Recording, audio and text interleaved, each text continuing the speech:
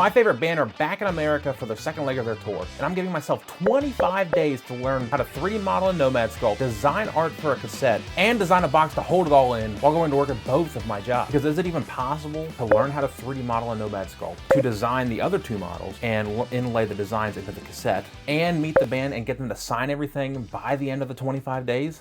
Well, there's just one way to find out.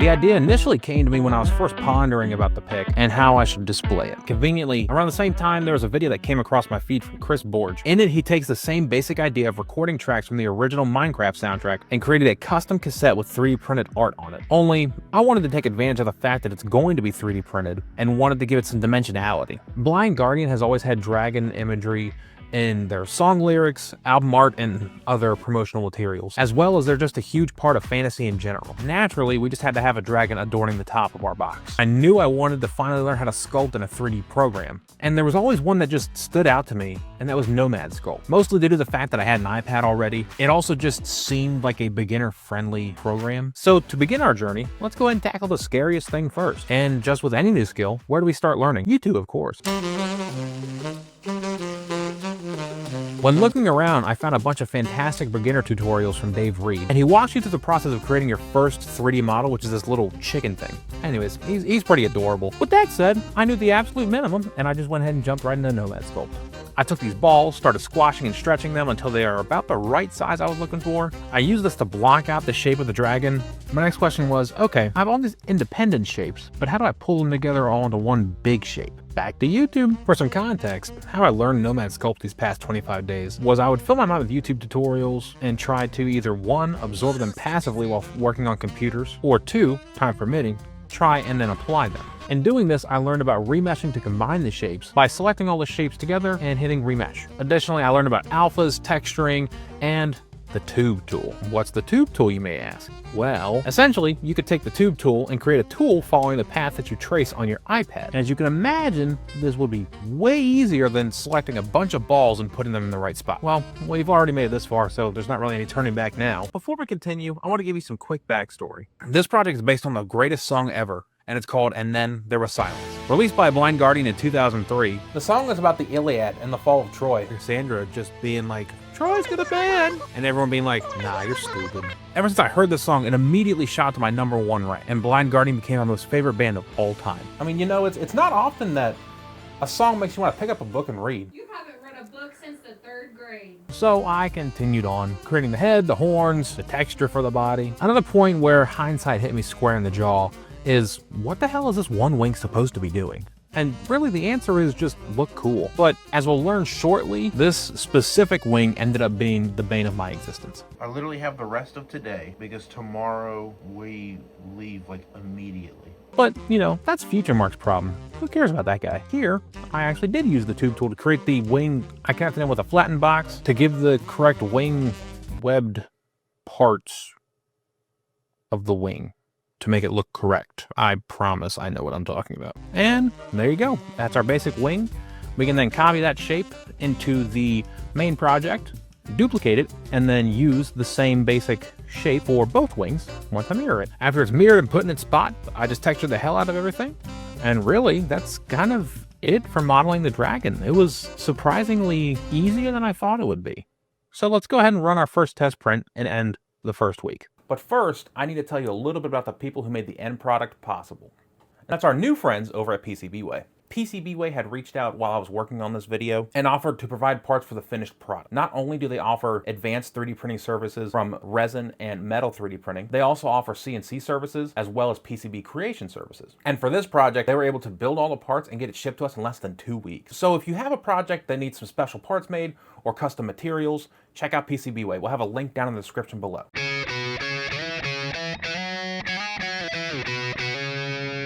With our first test print running, I was already feeling really overwhelmed and burnt out. I think my girlfriend noticed that as well. So we drove to the mountains and recharged for a day. We caught some fantastic views. This seriously helped because I came back with a lot of good fresh ideas to start tackling our next 2 problems, both the cassette box and the cassette itself. Now the box I was dreading. mostly because I kind of had no clue how I was going to do this. I had the outside planned out pretty well, but the inside, I think I was more just overthinking it. The inside was pretty easy. I modeled this slant in Tinkercad, so that way the cassette lays within it. And there's also this long rod that you press in and pushes a lever and shoots the cassette out. For the outside, however, I wanted to aim for more of a kind of Roman, kind of Greek, really just an old style architecture. But looking at the details that I had planned out, I couldn't imagine how I was going to model it in my head, so I chickened out. I opted for looks that are more looks good from 10 feet away. And once again, hindsight showed me that yes, I probably could have gotten this done in the amount of time that I had, and I could have achieved it in a different way than I was thinking as well. But you know, hindsight's always 20/20. So once I got my model set and in a place where I was happy with it, I sent that to the printer and oh yeah, that's not good. Oh, okay. Let's come back to printing the dragon later. So overall, I spent about, really, 1.5 days? Oh, okay. Yeah, all right. So overall, I spent about 1.5 days, and luckily with it being just a day and a half, that gave me, 1, the rest of the week to attempt to print the dragon, and 2, while attempting to print the dragon, enough time to design and print the cassette. So back over to Procreate on my iPad, I had my sketchbook right next to me, and I started drawing the final design. I took this drawing into Affinity Designer, traced it out, and saved it as an SVG, and then went to work with it in Tinkercad. I almost said AutoCAD. Definitely not AutoCAD. I'm not that smart. And then the night that we shot the Makio case video, Yanni and I were talking back and forth about how to mount the pick in the cassette. He then took that as a challenge and activated his OCD to create a finished hollowed out version of what I needed. With this, I essentially used it as a quote-unquote mold in Tinkercad, inlaid that into some of the parts, and bam, I have a fantastic looking cassette. Now, the next couple of things here I accidentally lost the footage for, but basically it amounted to adding the Blind Guardian logo and the album name to the pick side of the cassette. In between all of that, there's a few things I additionally did that I kind of have glossed over. One, after designing what I'm calling the B side, I decided to run a few test prints to see what the quality and the strength would look like. So I printed it in multiple different orientations. And funny enough, I got my answer pretty quickly. While printing the pieces horizontally to the bed, the pins that actually hold the rollers of the cassette popped off while trying to remove the part from the build plate.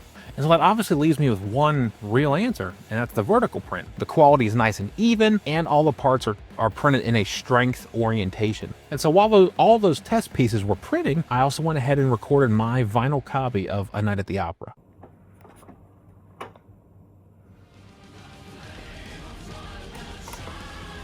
And while we're sitting here enjoying the sweet, sweet sounds of this beautiful song, let me answer a question you've probably been asking yourself this whole time. What is this pick you keep talking about? All right, well, 2024 was the first time in a long time that Blind Guardian has been to America, and we were lucky enough to see them then as well. And the concert at the NorVA was fantastic, easily one of the best concerts we have ever been to. And while that night was amazing, there's something that made it even more amazing. For context, we were standing right in front of the guitarist Andre on the left side of the stage. And so what they do at the end of their concerts is they start throwing out their set lists, they start throwing out drumsticks, so on and so forth. And Andre was throwing out his pick. So he tosses 1, he tosses 2, and then he locks eyes with me and tosses number 3.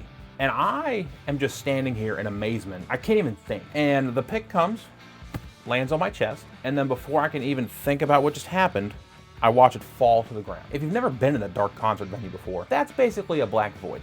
And before I could even think about trying to bend down to reach the guitar pick, I see what feels like 500 hands reaching for it all at the same time.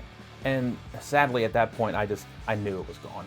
While I was still trying to gather myself, my girlfriend taps me on the shoulder and just asks, hey, can we go? And so while we leave, I turn back and I'm just looking, and everybody still has their flashlights out, still trying to look for it. And then I hear my girlfriend giggle. That whole time where I was frozen in silence, she watched the pick fall and grabbed it before it hit the ground. And ever since that day, I knew I wanted to show the pick off. I didn't know how. And so fast forward to this year, and Blind Guardian is coming back, but this time to Charlotte, North Carolina. As soon as the tickets went for sale, we grabbed our tickets and we planned our trip to Charlotte. And that's when the ball finally started rolling for me. I wanted to do my best to honor my favorite band and also honor my favorite album from that band. All while showing off the guitar pick my love got that night. Okay, now that the piece is over, it's time for more chaos. Get ready for... Like I said before, Most of the cassette prints came out great, but I really like the vertical one the most. I'll work on painting the cassette in Bamboo Studio later, but now let's refocus and start printing another Dragon. Like I indicated before, we had some print failures with the Dragon, but I thought that was mostly just a bed adhesion problem. I grabbed my Super Tack build blade, cut the model a bit to give it some more surface area on the bottom, and then I hit print. Now mind you, the settings I was choosing for these prints made it a solid 8 to 10 hour print each time, considering it is Monday when we started, and we have till Thursday really to have a complete Dragon. We have a limited amount of times we can try and attempt this. So I hit print Monday night, and I started painting the cassette in Bamboo Studio. I made sure to get the colors in place and make sure everything looked harmonious, and while working with it, I was curious, and I went ahead and sliced the cassette in vertical orientation. I might be a little screwed on this project. Is it like over 30 hours? You are way under, dude. Way under? This is gonna fail. What have you made slots for the pegs? What do you mean slots for the pigs? And then print the pegs separately. Cutting out these pins to print them separately was actually a phenomenal idea. That way part strength isn't really a concern, and it also saves time on printing. So before I go and send the final cassette design to the printer, let's check on the man. Alright, well, it's going to have to wait. Luckily, during this phone call, Yanni offered to use his X1C to print some Dragons as well. Because maybe it was the fact that my A1 is a bed slinger, so the bed's moving back and forth, and he has an X1C, and so the tool head just moves. Maybe it was that. The thing that sucks is that we are 3 failed Dragon prints into this now, and printing the cassette was going to set me back an entire day. But the problem we ran into is Yanni's prints kept failing too. It always failed somewhere on this wing, either right in the middle section or somewhere on the arm right here. It was really strange. And at the time, I thought it was completely due to print settings. We tried different layer heights, we tried different print speeds, build plates, but nothing was resolving the issues we were seeing. Now, there is one last thing we haven't tried yet, but I'm once again jumping a little too far in the story. Let's go check on the cassette. I just pulled it off the build plate and it looks fantastic. So let's go ahead and start another attempt on the Dragon, and let's go build this cassette. Luckily, it was actually pretty straightforward, but I went ahead and glued the small pegs in place, placed all of the reels in their correct locations inside of the cassette, screwed in all 4 corners, and it fit well. And the cassette just looks amazing. I'm not super thrilled with the bleeding around the album title, but all over it just looks fantastic. All right, so let's talk about the last thing we can try. It's nothing crazy, but it's basically just trying the same stuff, but with a 0.2mm nozzle this time. I've been trying to avoid using a 0.2mm nozzle because it just dramatically increases the print time. But with 2 days before we have to leave for Charlotte, I mean, it's now or never. So Yanni and I loaded our 0.2 nozzles and we just went for it. Everything else is assembled. It's just this damn Dragon. Knowing this was our last attempt, I just trusted the process. Checking in on it periodically while at work, and after I got off to go to the second job, I checked it again and I noticed there might be something wrong, but the angle isn't right, so I can't get a clear shot of it. So I'm not sure, so I keep the print going. Once I get home, I check the finished print and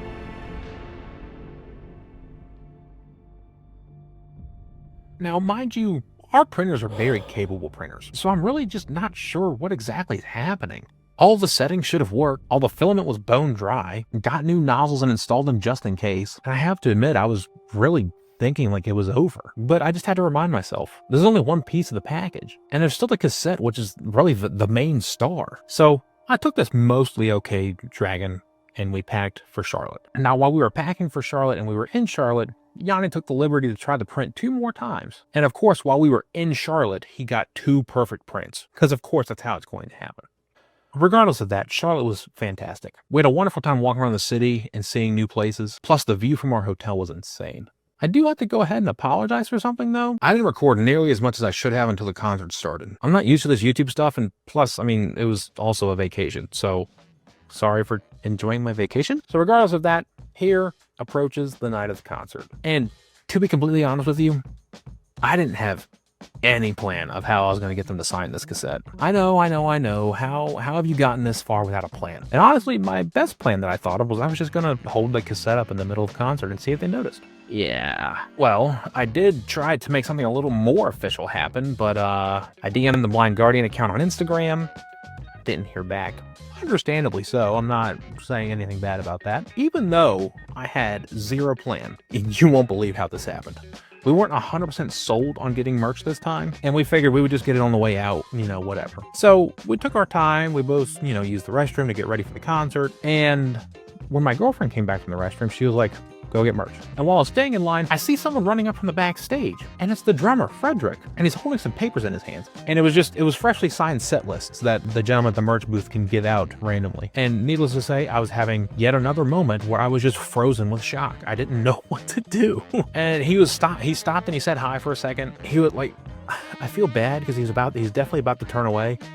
And I was like, one more second. I showed him, I pulled the cassette out of my pocket, and I showed him, and I started explaining the story of how these last 25 days have gone. And he said, wait right here for a second. He took the cassette and he ran. And he took what felt like an eternity. All this effort, all this work. Will they even like it?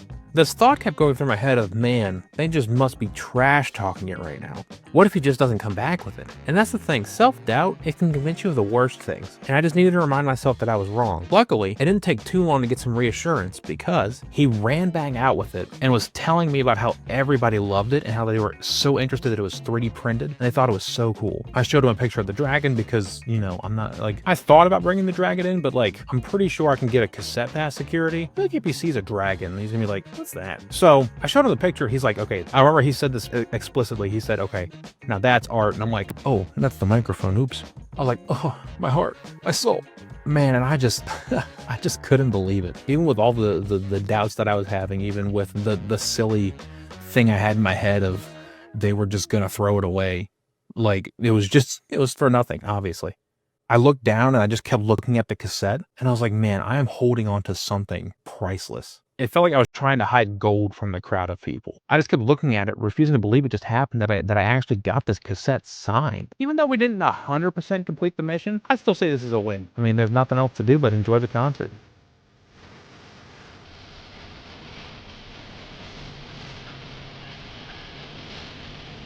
And I mean, what a concert it was. The energy was fantastic. The music was amazing as always. And hopefully Blind Guardian can come back to the States soon. But there was one more thing that happened that night that neither of us were expecting. Right at the end of the concert, at the end of this clip, Andre tossed another pick right at my girlfriend. And she caught it. Just holy crips, what a night.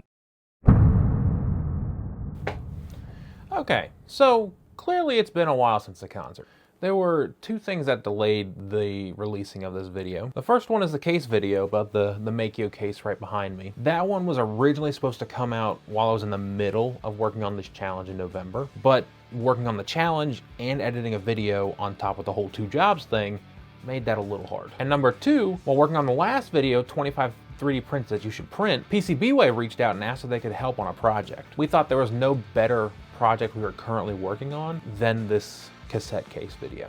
Neither Yanni nor I own a resin 3D printer, and I knew this build really deserved the quality of a resin 3D printer. And so that's what we decided on. We worked with PCBWay to get these parts manufactured and sent over here. And while working with them, remember how the print kept failing at the wing? While redesigning this, they said the horns and the wings were too thin. So for context, here's the final one that Yanni was able to print out successfully while we were on the trip. The part where it failed, they said it was way too thin. This Dragon prints perfectly fine on an FDM printer. So, needless to say, I have to think about that the next time I go to use Nomad Sculpt, because while I'm incredibly happy with this, if all I had to do was make the wings a little bit thicker, man, that would have like saved a lot of heartache. Oh man, but I am incredibly happy with how this turned out. Huge shout out to PCBWay. Needless to say, you know, originally the theme of this video was supposed to be self-doubt, but it ended up being hindsight. Now, hindsight's a bitch. And there's one more very important thing that happened since the concert. Christmas Eve, she said yes. What else was I supposed to do when she catches 2 guitar picks in a row? I mean, come on. It's a no-brainer. Also, Blind Guardian, if you're watching this video, you guys are all invited to the wedding. In general, I just wanted to thank you all for watching to the end of this journey through the dark. It was a fantastic roller coaster. I'm very thankful for going through this battlefield that was this project, and it's certainly an experience I'll remember and cherish forever. So if you enjoyed the video, please leave a like down below, share it with your friends, comment and tell me what I could have done better, and subscribe if you want to join us into the storm on future projects. Thank you, and have a good evening.